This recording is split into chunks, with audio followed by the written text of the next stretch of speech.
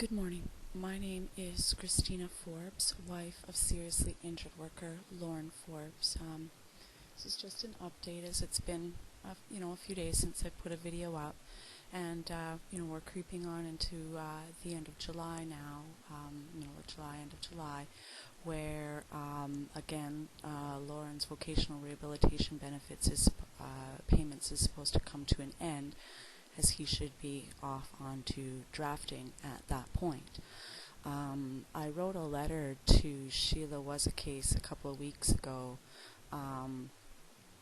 in care of Mr. Sadu, of course, because now everything's got to be in writing, just stating, that Lauren was going to stick with the plan of drafting, and we'll go from there.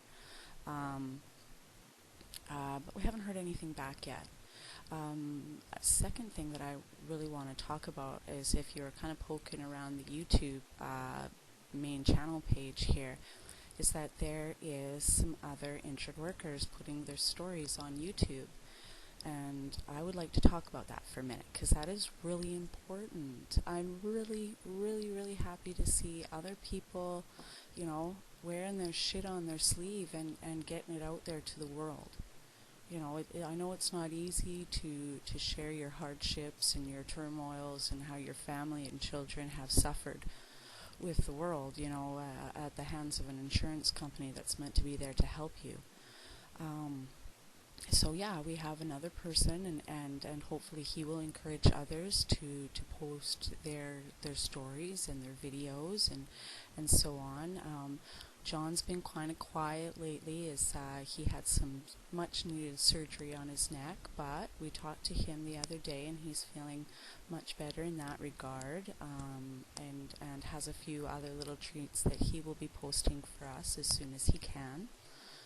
Another thing that I'd like to talk about is, if you noticed also on the main page of my channel, there's this little bit by Wayne Cody called Rights of Children.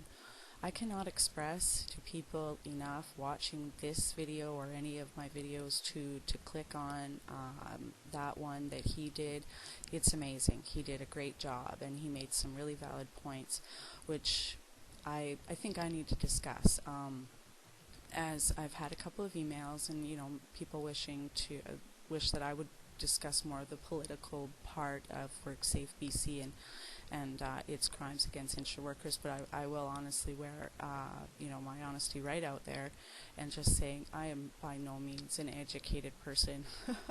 I do hair for a living. Well, I did.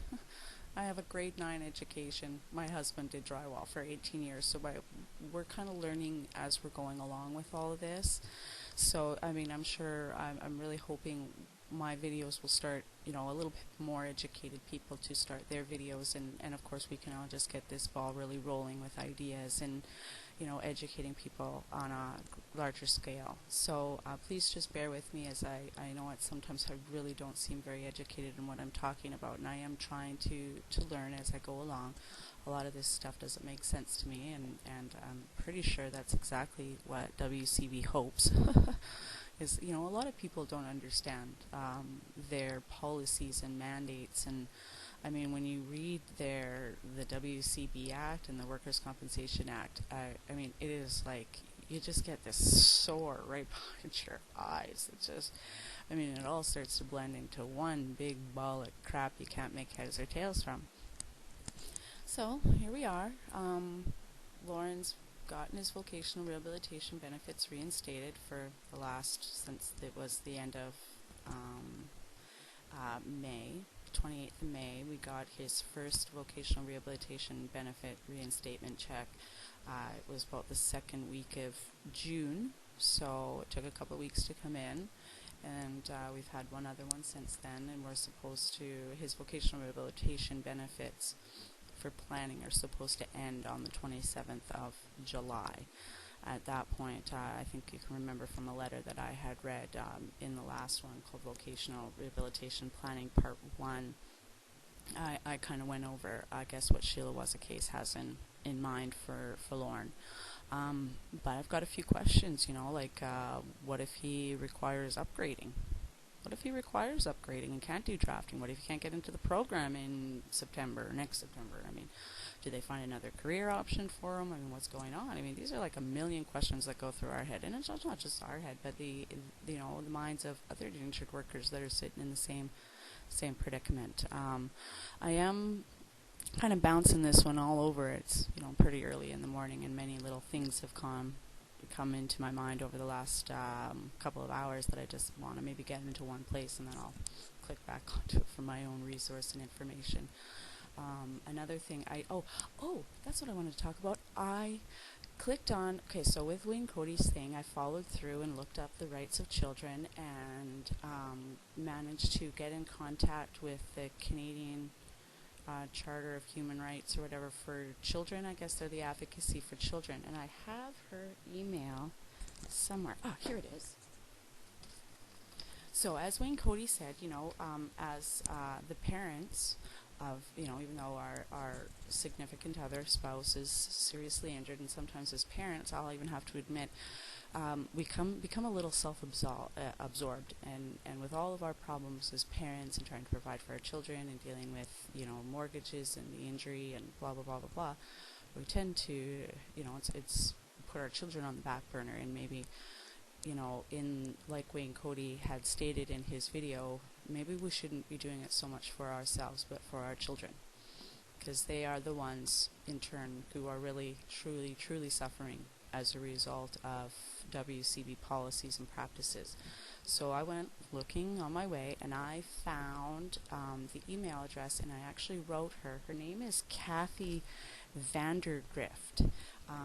She's, I guess what you'd say is the spokesperson, or is one of the spokespeople, I think, that might be going to, of course, talk about our children. And so I wrote her a letter, and her email address, all small case letters, very easy to remember, Kathy with a K, Vandergrift, VANDERGRIFT at Rogers.com. And what I'm going to do is just kind of, here we go. Kathy Vandergrift at Rogers.com. She is going to be the advocate for our children's voice in 2009.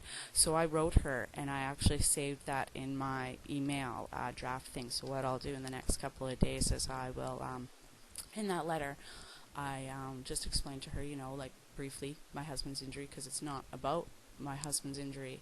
It is about how our children have suffered, directly from their policies that they've inflicted or whatever onto my husband. So I wrote a letter about all the things that my children have gone without since my husband's injury, and since having to deal with WorkSafeBC, like fresh fruit and milk every day, so on and so forth, healthcare, dental care, medication, lots of things, eye care, so on and so forth. So I'll pull out that letter and just kind of read it off briefly so you can see where I'm going. But I think Wayne Cody made a really good point. We need to get more letters to her. We need to maybe try and use this as another avenue to bring light to the situation and the corruption, and how our children are being abused as well. We need to fight for our children. That's very, very important.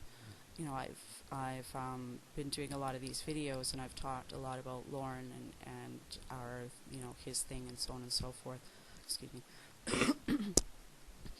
But didn't mention much about how or what my children have had to go through in the last 3 years. So I'm running at the 9-minute mark, and it's kind of hard to load after 10.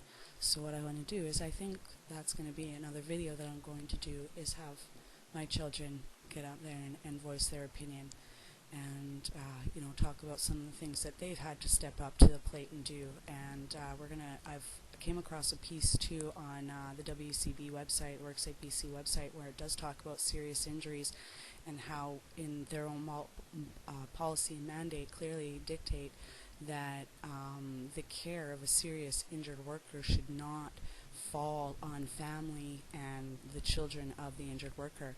So that's really important. We're going to talk about that too. So thank you just for letting me bounce some ideas around.